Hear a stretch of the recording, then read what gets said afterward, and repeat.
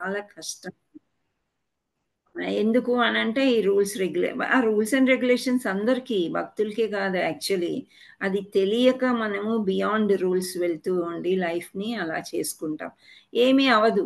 ఆళ్ళైనా బాగానే ఉంటారు. మనం భక్తులమైనా అలాగే కాకపోతే మన యొక్క యాంబిషన్ ఏంటంటే భగవంతుని చేరుకోవాలని ఒక ప్రయత్నం చేస్తూ ఉంటాము. వాళ్ళు ఈ ఎంజాయ్‌మెంట్‌లోనే ఉన్నారు కాబట్టి భగవంతుడు మళ్ళీ ఇంకో జన్మ ఇచ్చి సరే అమ్మ నువ్వు ఇందులో మళ్ళీ ఎంజాయ్ చెయ్యి తర్వాత లే భగవద్ధామానికి అని చెప్పినట్లు మనం అర్థం చేసుకోవాలన్నమాట. మనం కూడా ఏదో ఇప్పుడు ఈ క్లాస్‌లో ఉన్నంత మాత్రాన పెద్ద భక్తులమైతే కాదు. ప్రయత్నం అయితే మనం గట్టి ప్రయత్నం చేస్తున్నాం. ఆచార్యులు ఏది చెప్తే అది క్లాస్ చెప్పండి. ఓకే. పాట పాడండి. ఓకే. అనౌన్స్‌మెంట్ చేయండి. ఓకే. సో, ఏది అంటే అది మనం గురువుని మనం యాక్సెప్ట్ చేసి గురువు చెప్పినట్లు మాట వింటున్నాం చూడండి. That is really very great అన్నమాట. అదే మనకు కావాలి. అదే కృష్ణుడు చెప్పాడు మనకి. సో, గురువులు చెప్పింది వేదవాక్యంలాగా తీసుకొని మనము ఎప్పుడు వాళ్ళకి నమ్రతతోని పాదాభివందనం చేసుకుంటూ ముందుకు వెళ్ళినట్లయితే కృష్ణుడికి మనం ప్రియమైపోతాం అన్నమాట బాగా. ఎవరైతే కృష్ణుడి గురించి ఎక్కువ మాట్లాడతారో, ఎవరైతే కృష్ణుడి గురించే మాట్లాడతారో, ఇంక వేరే టాపిక్స్ ఏమీ ఉండవు. అలాంటి వాళ్ళంటే నాకు చాలా ఇష్టమని భగవద్గీతలో కృష్ణుడు చెప్పాడు. సో, ఆయన గురించి మాట్లాడడమే కాకుండా, ఆయన గురించి ప్రచారం చేయటము. ఎవరైతే కృష్ణుడి గురించి ఎక్కువగా వేరే వాళ్ళని తీసుకొచ్చి భక్తుల్ని చేస్తూ ఉంటారో, వాళ్ళంటే గూడా నాకు చాలా ప్రియము అని చెప్తున్నారు కృష్ణ భగవంతుడు.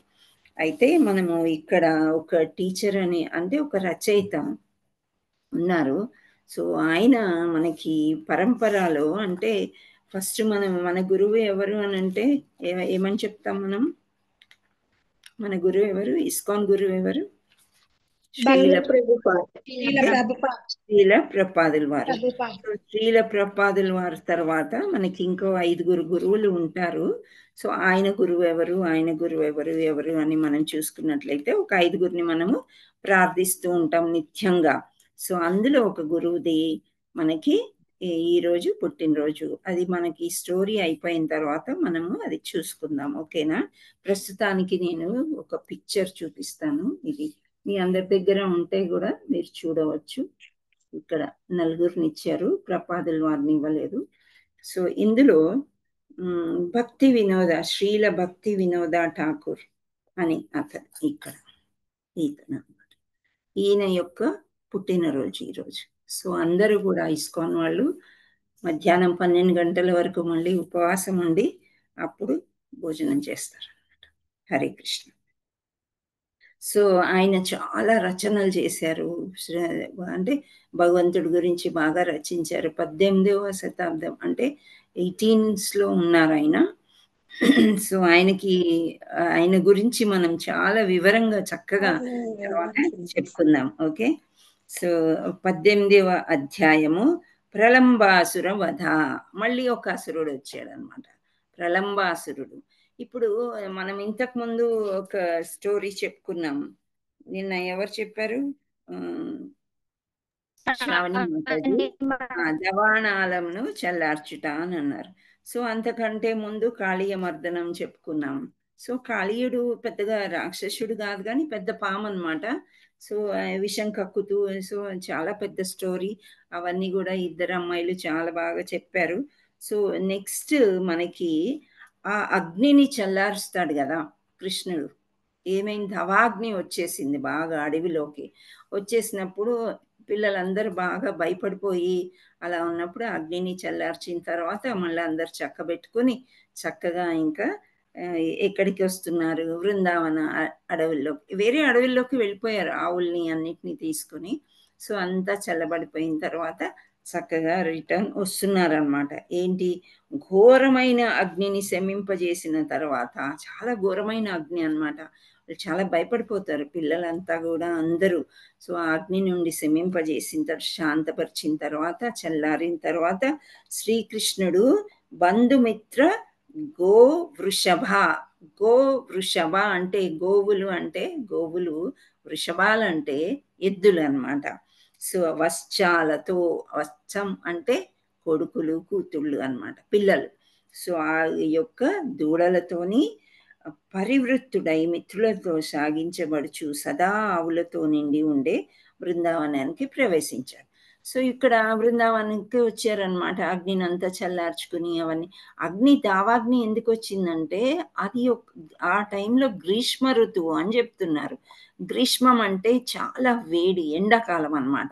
సో ఎండాకాలంలో ఎండిపోయిన ఆకులు, పెద్ద పెద్ద వృక్షాలు ఒకదానికొకటి రాపిడి జరిగినప్పుడు ఆ ఫ్రిక్షన్ అంటాం కదా.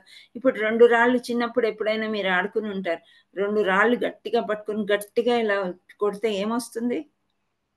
ఎప్పుడైనా ట్రై చేశారా? నిప్పు వస్తుంది మాతాజీ. నిప్పు వస్తుంది. మాతాజీ. నిప్పు వస్తుంది మాతాజీ. పిల్లలు ఆడుకుంటూ ఉంటారు, చురకలు పడుతూ ఉంటాయి అన్నమాట. అలా రాపిడి, దాన్ని ఫ్రిక్షన్ అంటారు. ఆ రాపిడి జరిగినప్పుడు నిప్పు పుడుతుంది అనమాట. అలా ఎవరో అగ్గిపుల్ల వేయడము, ఆ టైంలో సిగరెట్లు అట్లాంటివి లేవు కాబట్టి సో అది జరగలేదు, న్యాచురల్గానే దవాగ్ని వచ్చేసింది. సో ఎండాకాలం గ్రీష్మ ఋతువు చాలా వేడిగా ఉంటుంది. మనకు కూడా చాలా వేడిగా ఉంటుంది కదా ఎండాకాలంలో. ఏసీ కావాలనిపిస్తుంది, ఫ్యాన్ కావాలనిపిస్తుంది. కొందరు హిల్ స్టేషన్స్కి వెళ్ళిపోతారు, వేరే వేరే దేశాలకు కూడా, డబ్బు బాగా ఉన్న వాళ్ళు వేరే దేశాలకు కూడా వెళ్ళిపోయి సేద తీర్చుకుంటూ ఉంటారు. సో ఈ బృందావనంలోకి ప్రవేశించారంట వీళ్ళందరూ. ఆ సమయంలో గ్రీష్మ ఋతువు అంటే బాగా వేడిగా ఉంది. సో కృష్ణ బలరాములు, గోపా గోపికలు వీళ్ళందరూ చక్కగా ఆనందంతో బృందావనానికి వెళ్ళారు. భారతదేశంలో అతి వేడి అయినది ఈ ఎండాకాలం అన్నమాట, అంటే గ్రీష్మ ఋతువు. కానీ బృందావనం ఎప్పుడు కూడా చల్లగా ఉంటుందంట. ఎందుకని అంత చల్లగా ఉంటుంది? ఇది అదేం పెద్ద హిల్ స్టేషన్ అయితే కాదు. ఎందుకని ఉంటుంది? కృష్ణుడు ప్రేమ కాబట్టి హరిస్తున్నాడు అక్కడ, ఏది కావాలంటే అవి పుట్టేస్తాయి అన్నమాట. సో మొక్కలు ఎక్కువ, చెట్లు ఎక్కువ, జలపాతాలు, నదులు, నీళ్లు, యమునా నది, ఇంకా ఇంకా చెప్పక్కర్లేదన్నమాట. రమ్యమైన ఈ పాట నిజంగా మీరు చూసారా, బృందావన రమ్యస్థాన? సో ఆ పాటని ఆస్వాదించాలంటే బృందావనం వెళ్ళాలి. ఆ పాట లాగానే ఉంటుంది. కాకపోతే మనకి మన యాత్రికులు ఎక్కువ కనిపిస్తూ ఉండి ఏదో రష్ రష్ అలా ఉంటుంది కానీ బృందావనం చాలా చాలా బాగుంటుంది అసలు అనమాట. అంటే చాలా గుడిలు, ఎన్నో గుడిలు, తర్వాత పరిక్రమ చేసేటప్పుడు ఈ దృశ్యాలన్నీ సహజంగా కనిపిస్తుంటాయి మనకి. మీరు పాటలో చూస్తుంటారు జలపాతాలు, ఆ తర్వాత బాతులు, కొంగలు, పిట్టలు, రకరకాల పక్షులు. కోర్స్ నెమళ్ళు అయితే మనుషుల్ని చూసి భయపడతాయి కాబట్టి నెమళ్ళనైతే నిజంగా మేము చూడలేదు. కానీ నిధి వనం అనేది ఉంటుంది అక్కడ. ఎక్కడైతే రాసలీలలు చేస్తున్నారో కృష్ణ రాధాకృష్ణులు, ఎంత బాగుంటుందంటే అంత. ఆ మొక్కల్ని, ఆ తులసి మొక్కలన్నీ ఏమన్నా చేస్తారని చెప్పి మొత్తం ఫెన్సింగ్ వేసేసి మనకు ఒక చిన్న దారి ఇస్తారు. ఆ దారిలోంచి వెళ్ళి అన్నీ చూసుకుని రాధారాణిని దర్శనం చేసుకుని ఆ తర్వాత నిధివన్లో రాస్లీల కాబట్టి ఎంత డీజే టైప్ ఆఫ్ మ్యూజిక్ ఇస్తారనమాట. అంత రాధారాణి పాటలే. ఇంకా దాంట్లో వయసు వ్యత్యాసం ఏమి ఉండరు, అందరూ ఆత్మలే. వీళ్ళు పెద్దవాళ్ళు, వీళ్ళు చిన్నవాళ్ళు అనేది ఏమి ఉండదు అనమాట. సో అలా గెంతి గెంతి గెంతి మనం అలసిపోతాం అనమాట. అంత మంచి మ్యూజిక్, అంత ఇన్ఫ్లుయెన్స్ ఆఫ్ రాధారాణి ఉంటుంది నిధి వన్. చాలా బాగుంటుంది అనమాట. సో ఇక్కడ ఇలా విహరిస్తూ వీళ్ళు వెళ్తున్నారు, ఇవన్నీ ఆనందించడానికి లోపలికి వెళ్ళారు బృందావనానికి. అయితే భారతదేశంలో అతి వేడిగా ఉంటుంది, అందుకని ఎవరికి పెద్దగా ఇష్టం. కానీ బృందావనంలో వేసవి కాలం వసంత ఋతువు లాగా ఉంటుందంట. వసంత ఋతువు అంటే ఏంటి? వసంత ఋతువు అంటే ఎప్పుడైతే మొక్కలన్నీ చక్కగా పువ్వులు పూస్తాయి, అందంగా కనిపిస్తూ ఉంటాయి, సన్నగా పిల్లలు గాలులు వీస్తూ ఉండేదాన్ని వసంత ఋతువు అని అంటే. ఎక్కువ పువ్వులు పుష్పించే కాలం. సో ఆ వసంత ఋతువు లాగా ఉంటుందంట ఎండాకాలం కూడా, ఎక్కడ? బృందావనంలో. ఆ కారణంగా అందరూ దానికి ప్రసన్నులయ్యారు. ఇప్పుడు వేడిలోంచి ఒక చక్కని చల్లని, పూర్తిగా చలి ప్రదేశంలోకి వెళ్తే కూడా మనకు వణుకొస్తుంది, కానీ చల్లగా పిల్లగాలులు వీచే సమయంలో అక్కడికి వచ్చారనమాట ఈ గోపబాలురు, కృష్ణుడు, బలరాముడు, వీళ్ళంతా పెద్ద బృందం వచ్చేసరికి వాళ్ళకి చాలా ఆనందం వేసింది అనమాట, సంతోషం వేసింది. ఆ వేడిలోంచి చక్కగా వచ్చాను. సో బృందావనంలో ఎన్నో జలపాతాలు ఉన్నాయంట. జలపాతం అంటే తెలుసా మీకు? కొండల ప్రాంతాలు ఉంటాయి. ఇప్పుడు మనకి ఇక్కడ సిటీలో కూడా ఎన్నో కొండలు ఉండేవి. For example Banjara hills, Jubilee hills, ఇవన్నీ హిల్స్ అని ఎందుకు అన్నారు అని అంటే కొండ ప్రాంతాలు అనమాట. సో ఈ కొండ ప్రాంతాలంతా మనం దొల్చేసాము ఎలకల్లాగా. దొల్చేసి నేలమట్టం చేసుకొని చక్కగా బంగ్లాలు కట్టుకొని ఉన్నాం అనమాట. కానీ బృందావనం అట్లా న్యాచురల్గా ఉన్నప్పుడు ఏంటి, చక్కని కొండ ప్రాంతంలో ఎప్పుడైనా నీరు పైనుండి జలపాతాలు ఉన్నాయంట. సో వాళ్ళు జలపాతాలు వాటి యొక్క శబ్దము అంటే నీరు వచ్చే శబ్దము పైన ఉండే మేఘాల శబ్దం కానీ, కీచురాళ్ళు కీచ్ కీచ్ కీచ్ కీచురాళ్ళు అంటే తెలుసా మీకు? అది ఒక కీటకం. దాని యొక్క శబ్దం పెద్దగా ఇష్టం ఉండదు. కీచ్ కీచ్ కీచ్మంటది.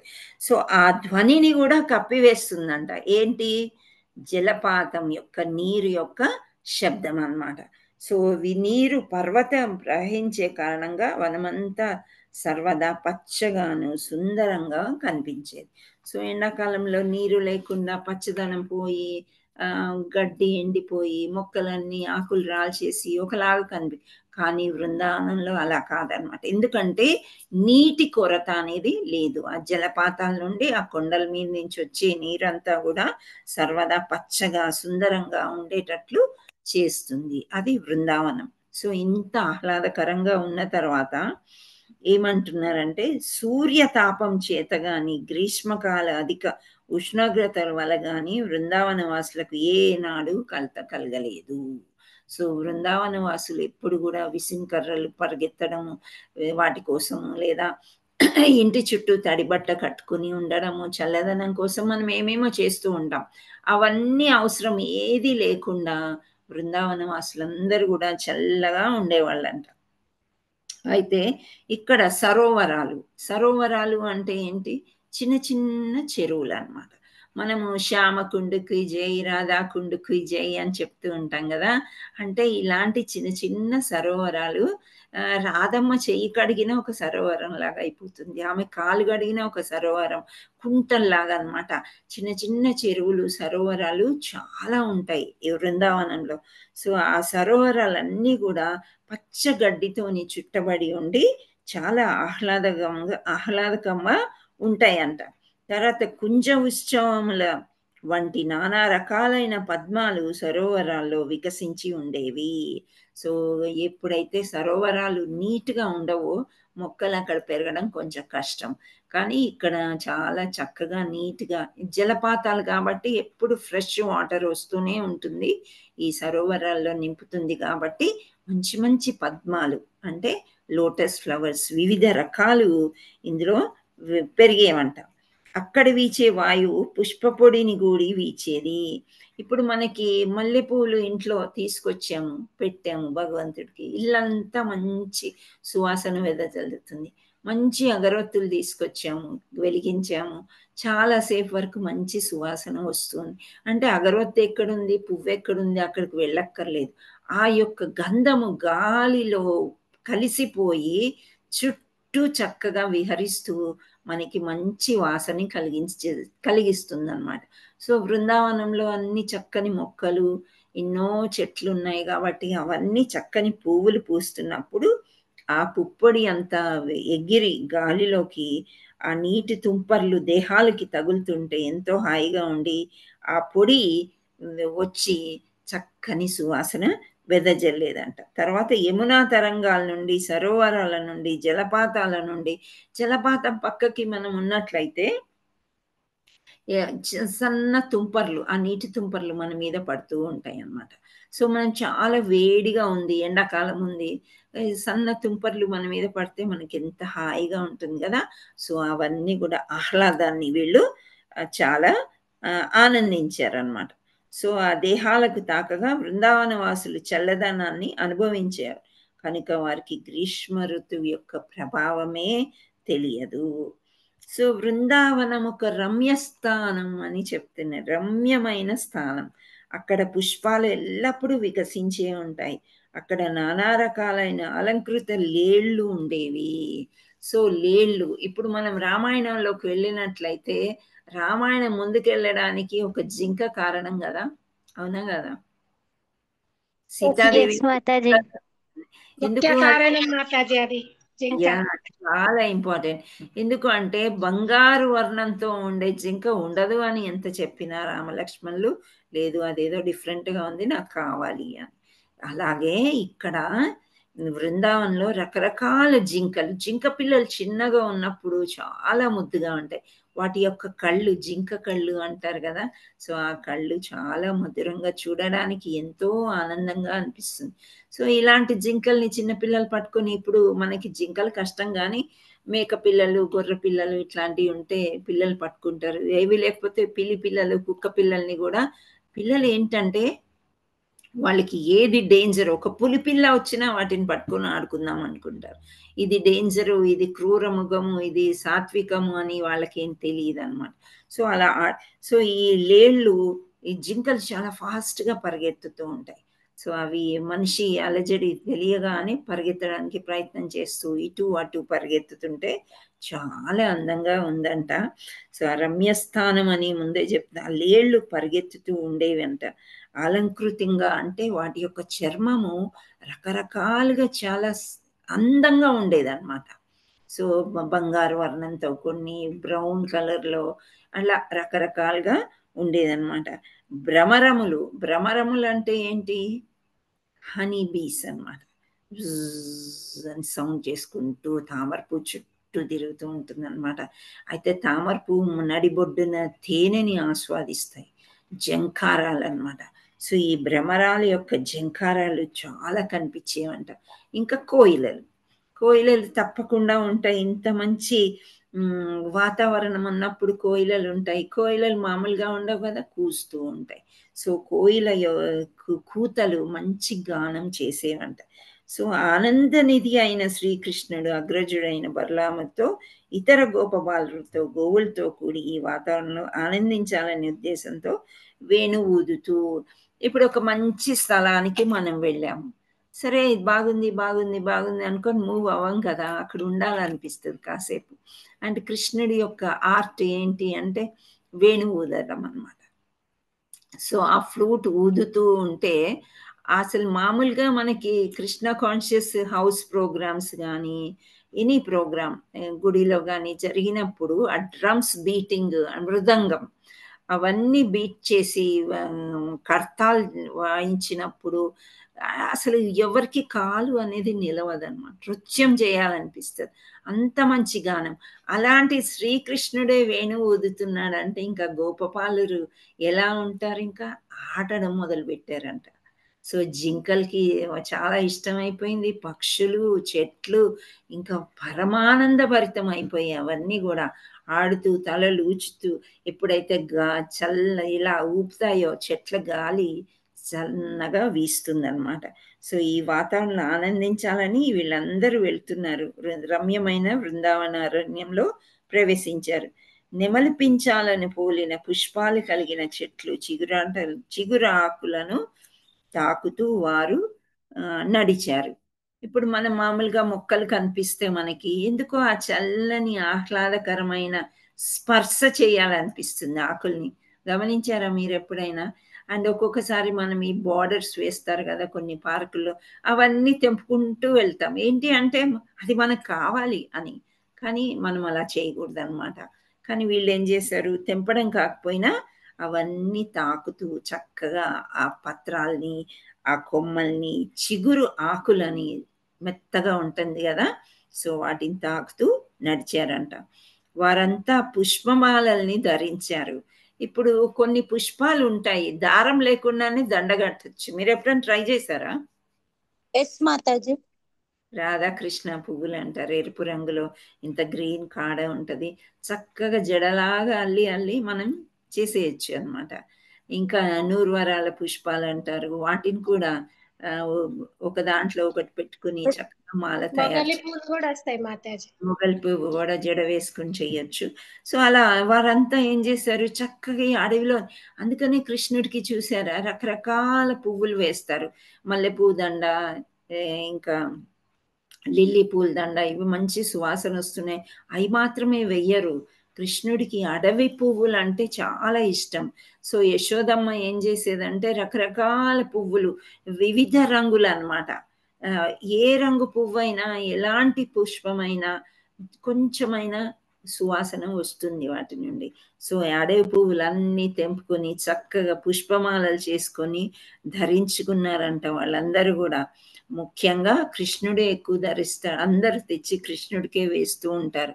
ఇంకా వీళ్ళు ఆ వేణు ఊదుతుంటే చక్కగా నాట్యం చేస్తున్నారంట. ఇంకొకప్పుడు ఏం చేస్తున్నారు, గానం అంటే ఆ వేణుకి తగ్గట్టు పాట పాడుతున్నారంట. పాట పాడుతుంటే మళ్ళీ నృత్యం చేస్తున్నారు. ఆ తర్వాత కొంతసేపటికి గుద్దుకుంటున్నారంట. అంటే యుద్ధంలాగా, మల్ల యుద్ధంలాగా అలా చేసుకుంటూ నడుస్తూ ఉన్నారంట. అంటే అక్కడ అంత అందమైన ప్లేస్లో శ్రీకృష్ణుడితోని వాళ్ళ బంధుమిత్రులు, స్నేహితులు అందరూ కూడా బాగా నృత్యం చేసుకుంటూ, ఆడుకుంటూ, గానం చేసుకుంటూ, వేణు ఊదుకుంటూ వెళ్తున్నారంట. కొందరు ఏం చేస్తున్నారంటే, కొందరు కొమ్మలను ఊడగా, ఇంకొందరు చప్పట్లు చరుస్తూ కృష్ణ నీవు చాలా చక్కగా నృత్యం చేస్తున్నావే అంటూ ప్రశంసిస్తున్నారంట. కృష్ణుడు వేణు ఊదడమే కాకుండా చక్కని నృత్యం చేయడమేగా, వేరే వాళ్ళు నృత్యం చేయడం కృష్ణుడికి చాలా ఇష్టం అంట. దేవాది దేవుడికి గానము, నృత్యము చాలా ఇష్టం అన్నమాట. అందుచేత కీర్తనకి ఎక్కువ అంటే టైం కేటాయిస్తారనమాట. ఎక్కువ ప్రార్థనలో కీర్తన చేసిన తర్వాతే వేరేది ఏదైనా చేస్తూ ఉంటారు మనకి కృష్ణ గుడిలో. సో ఇవన్నీ ఒకరికొకరు ప్రశంసించుకుంటున్నారనమాట. శ్రీకృష్ణుని లీలల్లో సహాయపడడానికి ఉన్నత లోకాల నుండి అవతరించినట్టి దేవతలు, గోపపాలుర వేషాలలో ఉన్నట్టి దేవతలు, ఒక కళాకారుడు ఇంకొకరిని పొగడ్తలో ప్రోత్సహించే విధంగా శ్రీకృష్ణుని అందరూ ప్రోత్సహించసాగారంట. ఆ సమయం వరకు బలరాముడికి కానీ కృష్ణుడికి కానీ పుట్టి వెంట్రుకలు తీయలేదంట. కృష్ణుడు చాలా అందంగా ఉంటాడు కదా, యశోదమ్మకి ఎంతో మురిపం అన్నమాట.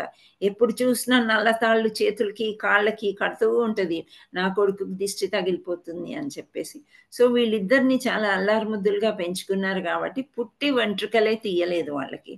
అందుచేత మీరు చూసారా, కృష్ణుడు ఎక్కడైనా కానీ బాలకృష్ణుడికి గుంగురు గుంగురు గుంగురు గుంగురు మంచి జుట్టు ఉంటుందన్నమాట. ఎందుకు అనంటే ఊడలు కట్టేసాయి, పుట్టి జుట్టు తీయలేదు. చిక్కు తీస్తుంటే యశోదమ్మ ఊరుకోరు.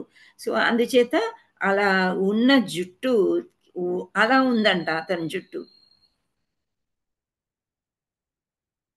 అందువలన వారి జుట్టు చింతకాయల్లాగా జడలు కట్టి ఉండేది. వారు ఎల్లప్పుడూ తమ మిత్రులతో దాగుడు మూతలు ఆడుతూ లేదా వారితో దూకుతూ యుద్ధం చేస్తూ ఉండేవాడు. ఒక్కొక్కప్పుడు మిత్రులు గానం చేస్తూ నృత్యం చేస్తున్నప్పుడు శ్రీకృష్ణుడు వారితో, మిత్రులారా మీరు చక్కగా నాట్యం చేస్తూ గానం చేస్తున్నారని పలుకుతూ ప్రశంసించేవాడు. బాలురందరూ ఒకప్పుడు మారేడు పళ్ళతోనూ లేదా ఉసిరికాయలతోనూ బంతులాట ఆడుకునేవారు. మరొకప్పుడు వారు ఒకరినొకరు తాకడం లేదా కళ్ళకు గంతలు కట్టుకొని అన్యులను గుర్తించడం వంటి ఆటలు ఆడేవారు. సో ఇలా అప్పుడప్పుడు అడవిలేళ్లను, ఇతర పక్షులను అనుసరించేవాళ్ళంట. అంటే అవి అరుస్తుంటే వీళ్ళు కూడా అరుచుకుంటూ అలా ఆనందంగా ఉండేవారు. సో ఒక్కొక్కప్పుడు రాజు ప్రజలు, ఇప్పుడు చిన్నపిల్లలు ఏం చేస్తారు, తల్లి ఏం చేస్తే స్కూల్ నుండి రాగానే టీచర్ ఆట ఆడతారు.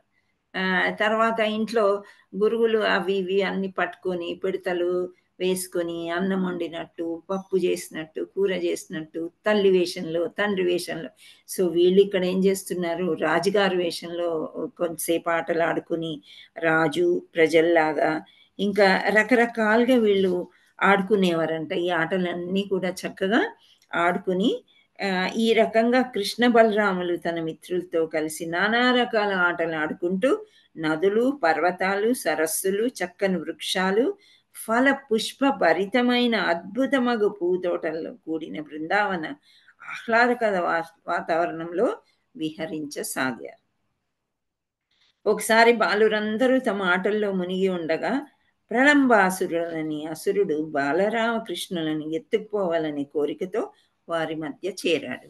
ఇప్పుడు ఈ పిల్లలందరూ కలిసి చక్కగా ఆహ్లాదంగా వాళ్ళ కడుపు నిండుగా కూడా ఉందన్నమాట. అందుచేత వాళ్ళు ఉసిరికాయలతోని ఆ కాయలు ఈ కాయలతోని కొట్టుకుంటూ ఆడుకుంటున్నారు. తినాలని కూడా లేదు వాళ్ళకి. సో ఇంత మంచి సమయంలో ఈ అసురుడు వచ్చాడు. ఆయన పేరంటే ప్రలంబాసుర. ప్రలంబాసురుడు మామూలుగా ఒక రాక్షసుడిలాగా వస్తే చెల్లాచెదురు అయిపోయి కృష్ణుడు ఏదో ఒక మాయ చేసేసి అతన్ని చంపేస్తాడని అతనికి తెలుసు అన్నమాట. అందుచేత ఏం చేస్తాడు, గోపబాలుడి రూపంలో వచ్చాడు. చక్కగా ఎంతో అందంగా తయారయ్యి పంచకట్టు వేసుకొని పైన ఒక షర్ట్ లాంటి తలపాగా కూడా ఇంకా గోపబాలురు ఎలా ఉంటారు అని ఆ విధంగా వచ్చాడనమాట. వస్తే వీళ్ళెవ్వరికీ తెలియదు, అందరితో ఆడుతున్నాడు. సమయం దొరికినప్పుడు ఒక గుద్దు గుద్దుతున్నాడు, వాళ్ళు పడిపోతున్నారు. కృష్ణుడు గమనించాడు అనమాట. ఓహో, ఈ అసురుడు ఇందులోకి వచ్చాడు, ఇప్పుడు ఏదో చెయ్యడానికే వచ్చాడు అని చెప్పేసి ఆయన గమనించి అందరినీ పిలుస్తాడనమాట. పిలిచి మనం ఇప్పుడు ఒక మంచి ఆట ఆడదాము, 2 జట్లుగా విడిపోదాం మనం. ఒకటేమో బలరామ జట్టు, ఒకటేమో కృష్ణ జట్టు. సో అతను వాళ్ళు ఏమంటారంటే ఆట ఆడతారు. ఆట ఆడిన తర్వాత ఎవరైతే ఓడిపోతారో, కృష్ణుడి జట్టు ఓడిపోయింది అనుకోండి, ఆ జట్టులో ఎంతమంది ఉన్నారో బలరాముడు జట్టు వాళ్ళందరూ కూడా వాళ్ళు వీళ్ళని మోయాలి. ఇలా భుజం మీద మోసుకుంటూ కొంత దూరం నడవాలన్నమాట. వాళ్ళు నడవరు ఇంకా గెలిచిన వాళ్ళు. సో ఒకవేళ కృష్ణుడి జట్టు ఓడిపోతే వీళ్ళు ఇట్లా చేయాలన్నమాట. సో ఈ ప్రలంబాసురుడు చాలా ఇదిగా కృష్ణుడు ఏదో మాయ చేసి నన్ను చంపేయగలడు అని ఊహించాడనమాట. ఊహించి లేదు, నేను కృష్ణ జట్టులో ఉండను, నేను వేరే జట్టులో ఉంటానని, బలరాముడి జట్టులో ఉంటానని వెళ్ళిపోయాడు. అప్పుడు కృష్ణుడు ఏం చేస్తాడు, నెమ్మదిగా ఈ ఆటలన్నీ ఆడిన తర్వాత కృష్ణుడు వాళ్ళు బలరాముడు వాళ్ళు ఓడిపోయారనమాట. కృష్ణుడు వాళ్ళు ఓడిపోయారు. అప్పుడు ఎవరిని మోయాలి?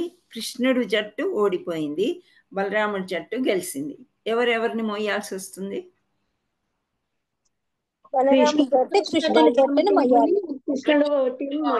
జట్టు బలరాముడిని మోయాలన్నమాట.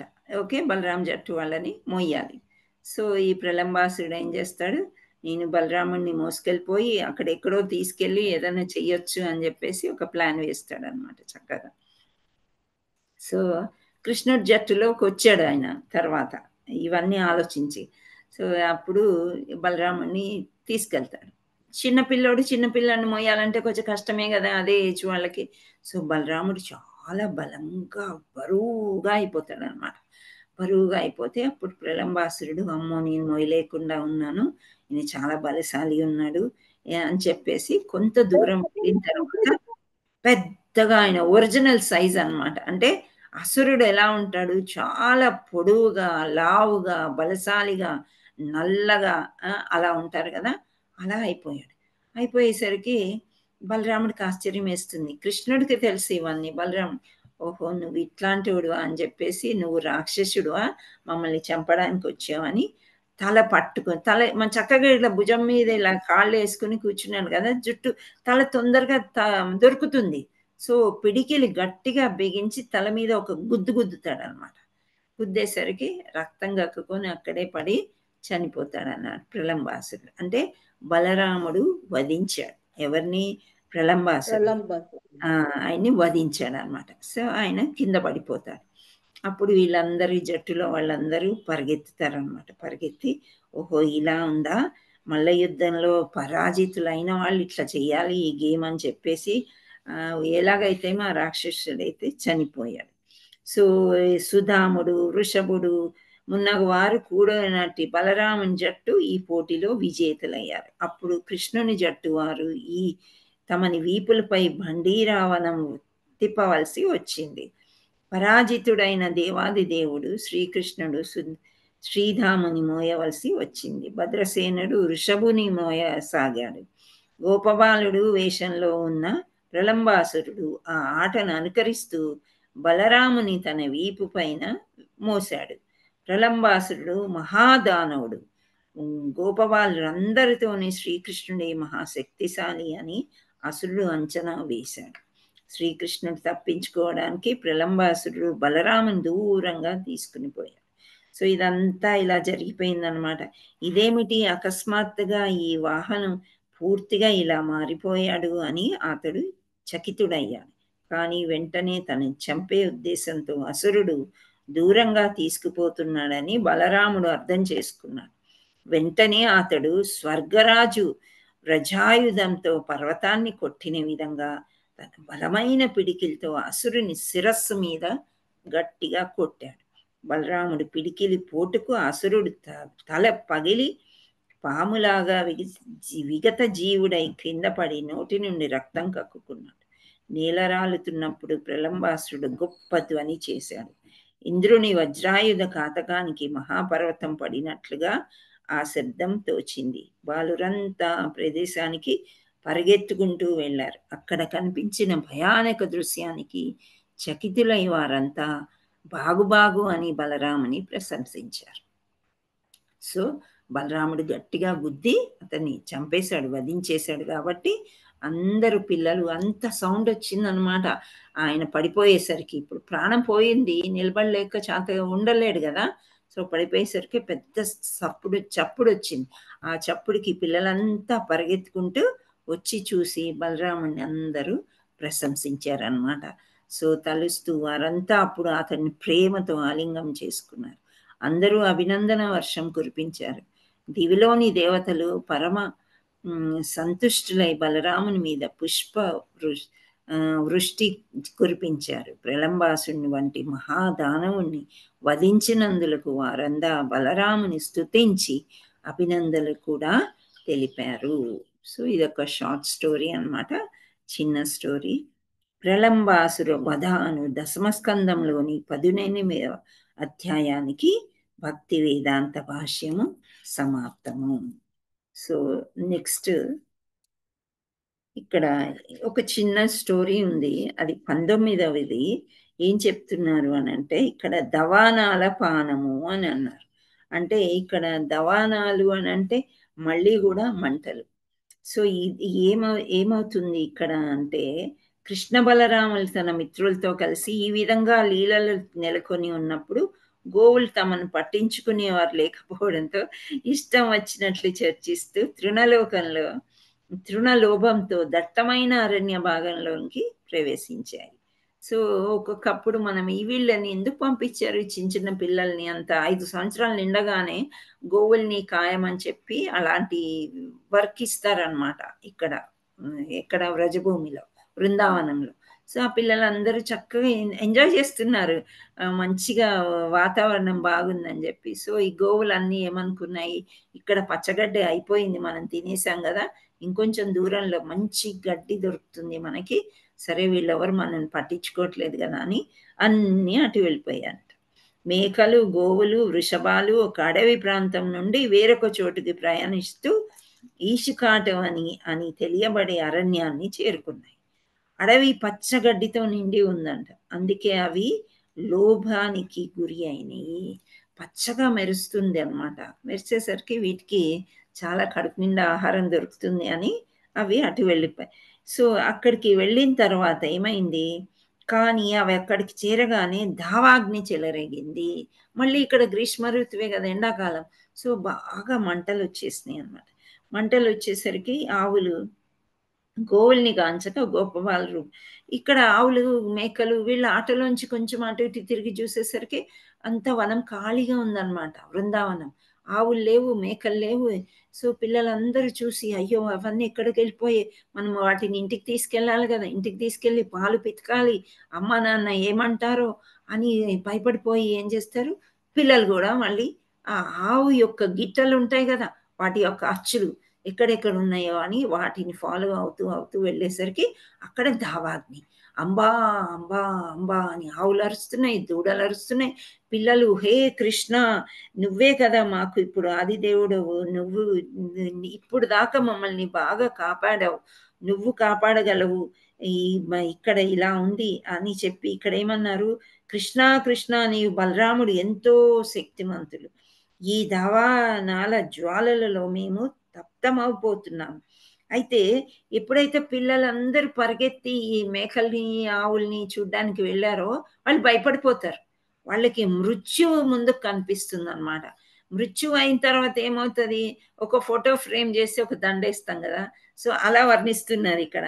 అట్లా మృత్యువు కబళించినట్లు, పూర్తిగా మృత్యువే అయిపోయినట్లు వాళ్ళకి ఊహించుకొని ఇంక వాళ్ళు ఏమనరుస్తున్నారంటే, కృష్ణ బలరామ మీరు బాగా శక్తిమంతులు, ఈ ధవనాల జ్వాలల్లో మేము తప్తమవుతున్నాము, మేము మిమ్మల్ని ఆశ్రయించాము కృష్ణయ్య, మేము నీ సన్నిహిత మిత్రులము, మేము ఈ విధంగా కష్టాలకు గురి కావడం ఏమాత్రం సబబు కాదు, మేము నీ పైననే పూర్తిగా ఆధారపడి ఉన్నాము, నీవు సర్వధర్మాలను ఎరిగినవాడు, నీ తప్పుగా ఇంకొకరిని మేము ఎరగము. సో బృందావన వాసులందరికీ కృష్ణుడు ఒక్కడే దైవం అన్నమాట. వాళ్ళకి ఎవరు ఏం తెలియదు, ఏ ఆపద వచ్చినా కృష్ణ అని అరవడమే వాళ్ళకి తెలుస్తుంది.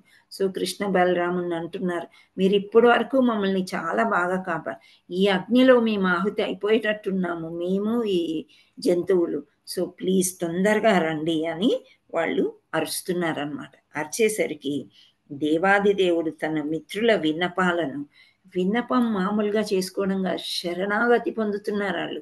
నీవు తప్ప వేరే ఎవరు మాకు తెలియదు, వేరెవ్వరు కూడా మమ్మల్ని కాపాడలేరు, దాన్నే శరణాగతి అని అంటారు. సో దేవాది దేవుడికి మనం శరణాగతి పొందినప్పుడు తప్పకుండా పరిగెత్తుకుంటూ వచ్చేస్తారనమాట. సో అలా చూపు ద్వారానే అతడు భయము అవసరమని వారికి తెలియజేశాడు. సో ఒక చూపు చూశాడనమాట అటువైపు, చూసి మీరేం భయపడవద్దు అని అన్నాడు.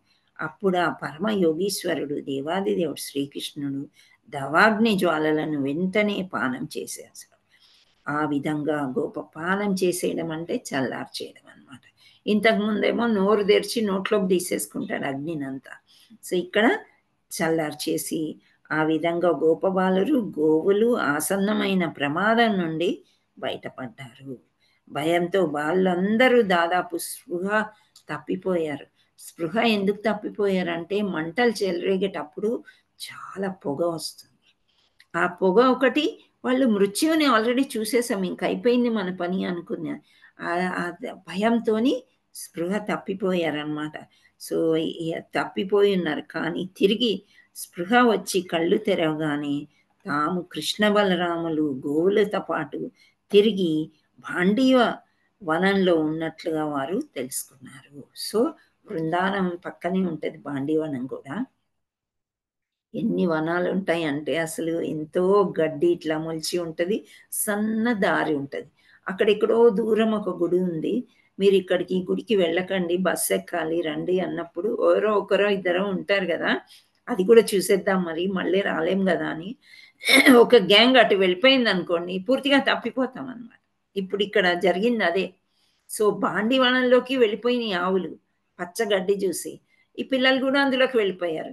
కృష్ణుడు ఉన్నాడు కాబట్టి వాళ్ళని ఆదుకున్నాడు. మనము సహచరులను ఎప్పుడు అంటిపెట్టుకునే ఉండాలి యాత్రలకు ఎక్కడన్నా వెళ్ళినప్పుడు, లేదంటే తప్పిపోతాం.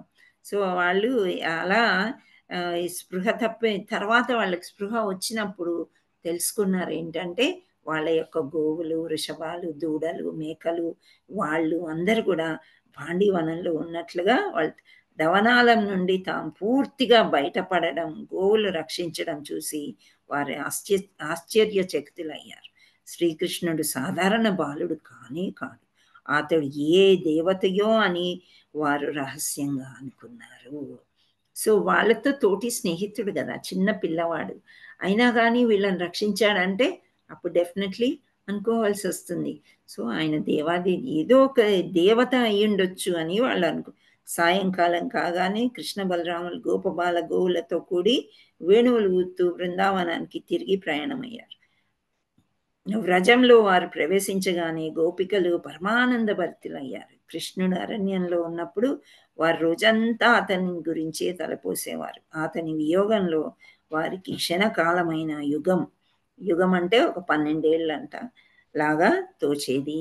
సో ఇక్కడ మగపిల్లలకే ఒక పర్మిషన్ ఉంటుందన్నమాట, ఆ అమ్మాయిలకి గోపికలకి అట్లాంటిది లేదు. సో తెల్లవారి కృష్ణుడు వెళ్ళే దారిలో వాళ్ళు ఉండేవారంట. పేరెంట్స్ కానీ అత్తమామలు కానీ చిన్నప్పుడే పెళ్ళిళ్ళు చేసేవారు కదా. వాళ్ళ కుటుంబ సభ్యులు ఎవరైనా కృష్ణుడిని చూడడానికి కూడా అంటే పర్మిషన్ ఇవ్వలేనప్పుడు మేడలెక్కి మిద్దెలెక్కి మెట్లెక్కి చెట్లెక్కి కృష్ణుడు వెళ్ళేదాకా కృష్ణుడిని ఎలా చూసేవారంట. ఒక్క క్షణం కూడా వాళ్ళు వియోగం భరించలే. ఒక్క క్షణం ఒక యుగంలాగా వాళ్ళకి గడిచేదంట. సో ఈవినింగ్ అవుతుంది, ఇంకా వీళ్ళందరూ వస్తారంటే ఈ గోపికలంతా కూడా బాగా చూస్తూ చూస్తూ కృష్ణుని బాగా ఆనందించేవారంట. సో దావానల పానం అను దశమస్కందంలోని 19వ అధ్యాయము భక్తి వేదాంత భాష్యము సమాప్తము. ఇది ఎందుకు నేను కంప్లీట్ చేశాను అని అంటే, చాలా చిన్నది, ఒకటే పేజ్ అనమాట. ఆల్రెడీ ఇంతకుముందు అగ్ని రావడము, అగ్నిని శ్రీకృష్ణుడు రక్షించడము తెలుసుకున్నాం కదా. అలాంటిదే ఇది కూడా అనమాట. అంటే మనం ఎంత నిర్లక్ష్యంగా భగవంతుడు ఉన్నాడులే మనం రక్షిస్తాడు అని అలాంటి పనులు మనం చేయకూడదు. భగవంతుడు రక్షించాడు, వాళ్ళు శరణాగతి చేశారు కాబట్టి. కానీ కొంతవరకు జాగ్రత్తగా ఉండవలసిన అవసరము మనందరికీ కూడా ఉండి, మన జాగ్రత్తలు ఉంటూ కూడా దేవాదిదేవుణ్ణి మనం ప్రార్థించుకుంటూ ఉండాలి. సో ఈరోజు ఈ 2 మనం ముగించుకున్నాము. రేపు మనము మ్యూజిక్ అంటే పాటలు నేర్పించే అమ్మాయికి జాబ్ వచ్చింది. సో తను కొంచెం ఫ్రీ లేను కొద్ది రోజుల వరకు అని చెప్పారు.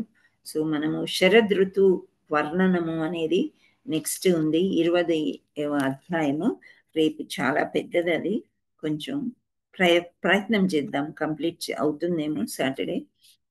అది రేపు కంప్లీట్ చేసేసుకుందాం. సో ఇప్పుడు ఒక్కసారి మనం భక్తి వినోద ఠాకూర్ గురించి చెప్పుకుందాం. ఎందుకంటే వాళ్ళు లేనిది మనం లేము కృష్ణ కాన్షియస్లో. సో మనము ఈ బృందావన రమ్యస్థాన పాట మీరందరూ పాట విన్నారా? కొంచెం లేట్ జాయిన్ మాతాజీ వాడారు కదా మాతాజీ, విన్నాం మాతాజీ. నేను పాడింది వేరే. ఇప్పుడు మార్నింగ్ పెట్టాను నేను పాట. ఫస్ట్ వచ్చింది మాతాజీ విన్నాం. చాలా అంటే అసలు ఎంత సుందరంగా ఉంటుంది. క్లాస్ అయిపోయాక నేను మళ్ళీ పెడతాను.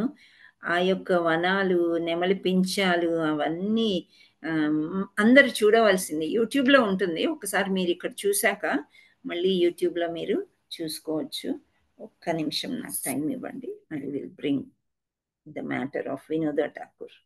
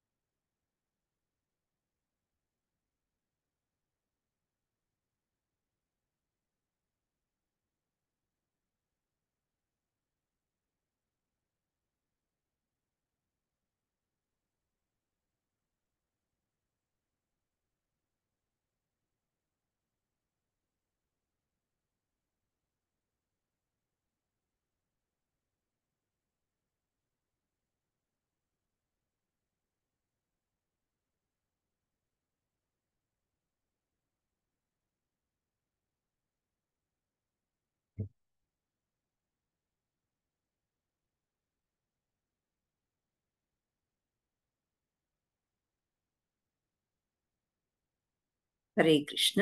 శ్రీల ప్రపాద్ కీ జై. శ్రీల సచ్చిదానంద భక్తి వినోద ఠాకూర ఇతని పేరు అనమాట. సో ఆయన ఈరోజు చెప్తున్నారు వాళ్ళు. He was born in September 2nd, 1838 and received a name Kedarnath, which is a name of Lord Shiva. అంటే ఆయన నదియా డిస్ట్రిక్ట్లో ఆయన ఉండేవారు. నదియా అంటే కలకత్తాలో అనమాట, మాయాపూర్ దగ్గర ఉంటుంది. అక్కడ ఉండేవారు ఆయన. సో ఆయన అక్కడ పుట్టారనమాట. సో తర్వాత ఏమైపోయిందంటే ఆయన చాలా భక్తి చేసేవారు. భక్తి చేస్తూ ఉండేవారు. అనుకోకుండా ఆయనకి ఉన్న 2 అన్నదమ్ములు చనిపోయారంట. చనిపోయినప్పుడు ఆయన 12 సంవత్సరాల వయసులో ఉన్నప్పుడే 7 ఏళ్ల అమ్మాయి marriage with a girl 7 years older than him, 7 ఏళ్ళు పెద్దగా ఉండే అమ్మాయితో ఆయనకి పెళ్లి చేశారనమాట. సో ఆ తర్వాత ఆయనకి చాలా మంది పిల్లలు అని చెప్తూ ఉంటారు. సో ఆ లాస్ట్ అబ్బాయే మనకి భక్తి సిద్ధాంత సరస్వతి ఠాకూర్ అనమాట. ఈ భక్తి సిద్ధాంత సరస్వతి ఠాకూర్ యొక్క విష్ ఏముంది అంటే విదేశాలకి వెళ్ళి ప్రచారం చెయ్యి అని శ్రీల ప్రభుపాదుల వారికి చెప్పారు. దానివల్లనే ఈ సంస్థ అనేది స్థాపితం అయిందనమాట. ఆయన ఏం చేశారు, ఈయన యొక్క పుత్రుడు భక్తి సిద్ధాంత సరస్వతి ఏమైందంటే ఆయన బాగా గౌడీయ వంశాలు అంటే మఠాలు కట్టారు, గుళ్ళు కట్టారు. ఎన్ని చేసినా సరే అతను స్ప్రెడ్ చేయలేకపోయారు కృష్ణ కాన్షియస్ని. సో ఆయన ఏమన్నారంటే నువ్వు పుస్తకాలు ప్రింట్ చేయి, బాగా పుస్తకాలు రాసి పుస్తకాలు ప్రింట్ చేసి విదేశాలకి వెళ్ళు, మన వాళ్ళు మన మాట వినరు, అక్కడ తొందరగా భక్తులు అవుతారు అని చెప్పేసి అన్నారని ఆయన ఒక ఏం చెప్తారు 40 రూపీస్ అనుకుంటా, అంతే 40 రూపాయలు పట్టుకొని ఫస్ట్ బాస్టన్ వెళ్ళారనమాట. వెళ్ళి అక్కడ ఏంటి 10 సంవత్సరాల్లో ఇంటర్నేషనల్ లెవెల్లో ఎన్నో గుళ్ళు కట్టి మనకి ఈ సంస్థానాన్ని ఇచ్చారు. సో ఆయన యొక్క పుస్తకాలే మనము చదువుకుంటూ ఉన్నాం అనమాట. సో ఇక్కడ భక్తి వినోద ఠాకూర్ గురించి ఎందుకు చెప్తున్నాను అనంటే ఆయన ఒక పెద్ద మ్యాజిస్ట్రేట్. అంటే కోర్టులో మ్యాజిస్ట్రేట్ అంటే ఏమంటారు ఆ పెద్ద అతన్ని జడ్జి అనమాట. జడ్జి అంటారు. సో జడ్జి, సో జడ్జిమెంట్ ఇవ్వాలంటే అసలు ఎంత పవర్ కదా ఆయనకి. సో అంత కానీ అంతే భక్తి ఉండేది. సో ఇక్కడ నేను ముఖ్యంగా ఏం చెప్పాలి అంటే ఆయన యొక్క డైలీ రొటీన్ అనేది మనకి ఇక్కడ రిషికేష్ ప్రభు పెట్టారనమాట. అది చెప్తాను, దాన్ని వింటే మనం ఆశ్చర్యపోతాం. అసలు మనమేంటి, మన నిద్ర ఏంటి, మన తిండి ఏంటి, మనం బద్ధకం ఏంటి, అవన్నీ పటా పంచలు అయిపోవాలన్నమాట. ఆయన చూడండి ఎలా ఉంది ఆయన షెడ్యూల్ అనమాట. 7:30 to 8 PM అంటే ఎంత సమయం, ఎంత 11:30 గంటలు, అరగంట అంతే కదా. 7:30 నుండి 8 వరకు రాత్రి ఆయన అరగంట రెస్ట్ తీసుకునేవారంట. ఓకే, తర్వాత 10 గంటలకి అంటే 10 గంటల సమయానికి ఆయిల్ ల్యాంప్ పెట్టుకొని ఆయన రాసేవారంట. ఏం రాసేవారు, కథలు రాసేవారు, పుస్తకాలు రాసేవారు, పాటలు, చాలా మంచి మంచి పాటలు ఉన్నాయి అన్నమాట ఈయన రాసేవి. సో ఆ పాటలు అన్నీ కూడా కృష్ణ చైతన్యం కోసమే ఆయన పాటుపడ్డారు. సో ఆ తర్వాత 4:30 అంటే 10 గంటల నుండి ఆయన రాతలు రాసుకుని 4 నుండి 4:30 వరకు రెస్ట్ తీసుకునేవారంట. 4 గంటలకి రెస్ట్ తీసుకొని 4:30కి చేతులు కడుక్కొని మొహం కడుక్కొని హరే కృష్ణ మహామంత్రం చేసేవారు, అంటే చాంటింగ్ చేసేవారు. ఆ తర్వాత 7 గంటలకి ఉత్తరాలు రాసేవాడంట. 7:30కి చదివేవారు ఆ ఉత్తరాలు. ఏం ఉత్తరాలు రాస్తారు అంటే అప్పుడు మనకి వాట్సాప్లని అవి ఇవి ఏమీ లేవు. ఏ సమాచారం ఉన్నా ఈయన పుస్తకాలు ఎలా ప్రచురం అంటే అప్పట్లో యునైటెడ్ కింగ్డమ్ అంటే యూకేలో, యుఎస్లో పెద్ద పెద్ద లైబ్రరీలో ఆయన పుస్తకాలు పెట్టేవారంట అనమాట. సో అలా సో ఆయన చదివేవారు, ఉత్తరాలు వస్తే చదివేవారు, ఉత్తరాలు రాసేవారు 7 నుండి 7:30 దాకా. తర్వాత 8:30కి కొందరు గెస్ట్లు వస్తారు కదా, ఆర్ కంటిన్యూ టు రీడ్. ఒకవేళ గెస్ట్లు వస్తే వాళ్ళతో మాట్లాడి, లేదంటే ఆయన చదువుకునేవారు. 9:30 నుండి 9:45 వరకు రెస్ట్, మళ్ళీ 15 నిమిషాలు రెస్ట్ తీసుకొని 9:45 నుండి అప్పుడు స్నానం చేసి breakfast of quarter milk, couple of chapati, some fruits. అంటే చూడండి, క్వార్టర్ మిల్క్ అంటే పావు లీటర్ పాలు, అప్పట్లో చిక్కటి మంచి పాలు కదా. కపుల్ ఆఫ్ చపాతీస్ అంటే 2 చపాతీలు, కొన్ని పళ్ళు, ఇవి భుజించేవారు. That was his breakfast. తర్వాత కోర్టుకి ఒక క్యారేజ్ ఉంటుంది కదా, ఒక బండి, మీకు తెలిసేమో పాతకాలంలో ఏదైనా సినిమాలో చూస్తుంటారు. సో ఆ కోర్టు క్యారేజ్లో వెళ్ళేవారంట. ఏం చేసుకునేవారు, ఆయన కంపల్సరీగా కోట్ వేసుకోవాలి కాబట్టి కోట్ వేసుకొని, ప్యాంట్స్ వేసుకొని, డబుల్ సైజ్, ఇదేదో మామూలు దండ కాదు, ఒక డబుల్ సైజ్ తులసి మాలలు 3. అస్సలు ఆయన కోర్టుకు వెళ్తున్నాను కదా ఇవన్నీ వేసుకోకూడదు అని కాదు, అది వేసుకుని తులసి తిలక పెట్టుకుని వైష్ణవలాగా చక్కగా వెళ్ళేవాడు ఆయన. స్ట్రాంగ్ ఇన్ హిస్ డెసిషన్స్ అనమాట. లేదు నేను ఆఫీస్కి వెళ్తున్నాను, నేను తిలకం పెట్టుకొని ఇవన్నీ ఏమీ లేవు ఆ రోజుల్లో. అంటే 18లో ఇవి జరిగినాయి అనమాట. He was very strong in his decisions and he would decide immediately. So ఆయన జడ్జి కాబట్టి డెఫినెట్లీ అవన్నీ చేయవలసిందే. సో ఇలా ఆయన ఉండేవారు అనమాట. సో ఆయన సంకీర్తన చేసేటప్పుడు హార్మోనియం ఆయనకి డిస్టర్బింగ్గా అనిపించేది అని చెప్తున్నారు. సో నెక్స్ట్, ఒక్క నయా పైస కూడా అప్పు ఎప్పుడు ఎవరి దగ్గర తీసుకోవడంట, అప్పు అనేదే ఆయనకి తెలియదు అని చెప్తున్నాడు. అదొక మంచి లక్షణం అన్నమాట. మనం క్రెడిట్ కార్డ్ దొరికిందా అంటే ఒక ఆనందం, అవి చేయకూడదు అనమాట. సో నెక్స్ట్ 10 గంటలకి కోర్టు మొదలవుతుంది కదా, 10 గంటలకి court began. So 1 PM court finished అంటే మధ్యాహ్నము భోజన వేళకి ఇంటికి వచ్చి స్నానం చేసి రిఫ్రెష్ చేసుకొని మళ్ళీ 2 గంటలకి మళ్ళీ వెళ్ళిపోయేవాడు. పొద్దున్నే 2 రొట్టెలు తిన్నారు అంతే, చపాతీలు, తర్వాత ఏమీ లేదు. సో మళ్ళీ ఫ్రెష్ అయ్యి మళ్ళీ 2 గంటలకు వెళ్ళి 5ంటికి తిరిగి వచ్చి ట్రాన్స్లేషన్ వర్క్స్ చేసేవారంట ఆయన. అంటే బెంగాలీలోకి, సంస్కృత్ నుంచి బెంగాలీలోకి ట్రాన్స్లేషన్ చేసేవారు. Then take evening bath and meal. ఆ తర్వాత ఈవినింగ్ స్నానం చేసి రైస్, మళ్ళీ 2 చపాతీలు, హాఫ్ క్వార్టర్ అంటే అప్రాక్సిమేట్లీ ½ లీటర్ ఆఫ్ మిల్క్ మళ్ళీ ఆయన తీసుకునేవారంట. సో ఎప్పుడు ఆయన ఏం చేసేవాడంటే he would always consulted a pocket watch. ఎప్పుడు పాకెట్లో వాచ్, అప్పట్లో స్టీల్ వాచ్లు ఇలా చైన్ ఉండేది, ఈ క్లిప్ పెట్టేసుకుంటే పాకెట్లో ఉంటుందన్నమాట. నేను కూడా చూశాను, మా నాన్నగారి దగ్గర ఉండేది, మా టీచర్స్ దగ్గర కొందరి దగ్గర ఉండేది అనమాట. అప్పట్లో చేతికి కట్టుకోరు.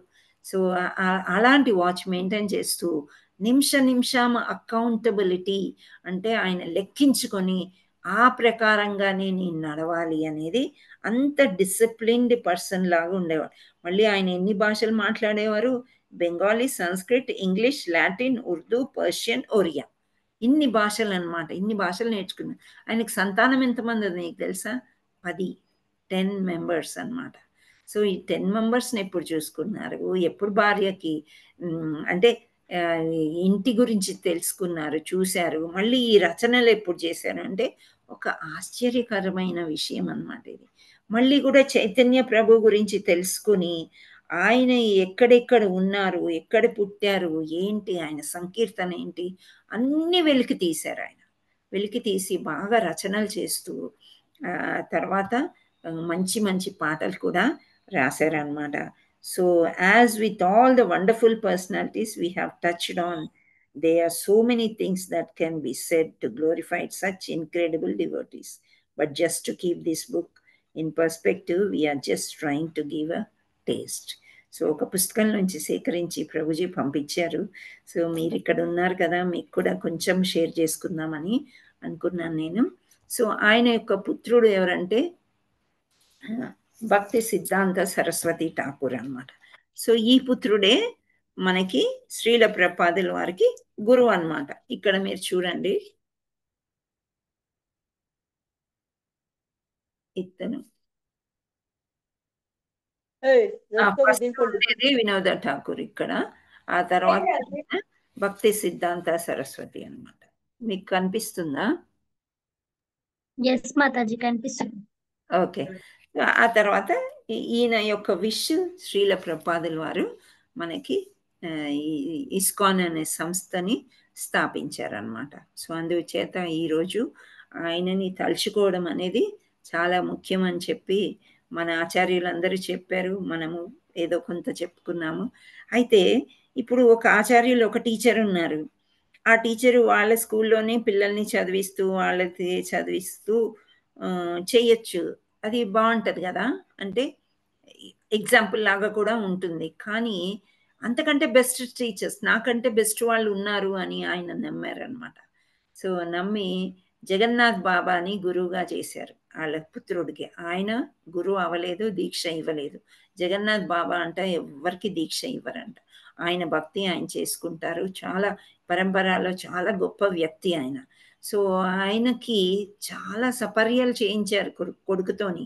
నువ్వు తీసుకుంటే దీక్ష అతని దగ్గరే తీసుకోవాలి, నేను గురువు అయినప్పటికీ కూడా నా దగ్గర కాదు అని చెప్పేసి ఆయన్ని ఈయనకి గురువు చేశారనమాట. సో అలా గురు పరంపర మనకి వచ్చింది. హరే కృష్ణ కృష్ణ కృష్ణ హరే హరే, హరే రామ రామ రామ హరే హరే. సో మీరు 15 ఉన్నారు అందరూ పార్టిసిపెంట్స్, చాలా చాలా థ్యాంక్స్. సో మీరందరూ వెళ్ళిపోకండి, నేను రికార్డింగ్